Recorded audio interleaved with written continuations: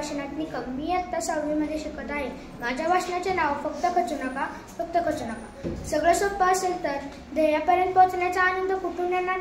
खरा आनंद तेव्हाच मिळतो जेव्हा आपण सगळे अडथळे दूर करून तेथे पोहोचतो। एक वेळ अशी येते की अपयशाची भावना मनात येते, पण हीच वेळ असते स्वतःला सिद्ध करायची, संपूर्ण जगाला सांगायची की मी तुटलेलो नाही, हरलेलो नाही। पुन्हा नव्या ताकदीने उठून नवीन मार्ग शोधण्याची, स्वतःला बदलण्याची व जिंकून दाखवण्याची, फक्त निराश होऊन खचून न जाता स्वतःला सिद्ध करण्याची। इम्पॉसिबल गोष्टी पॉसिबल होतात, फक्त प्रयत्न सोडू नका, प्रयत्न करत राहा। कधी यश मिळेल, कधी अपयश, फक्त खचू नका, फक्त खचू नका। एकदा हरलात तरी निराश होऊ नका, पुन्हा संधी मिळेल। लगेच नाराज न होता नव्या ताकदीने सज्ज, प्रयत्न करणाऱ्या प्रत्येकाला यश मिळतेच। धन्यवाद।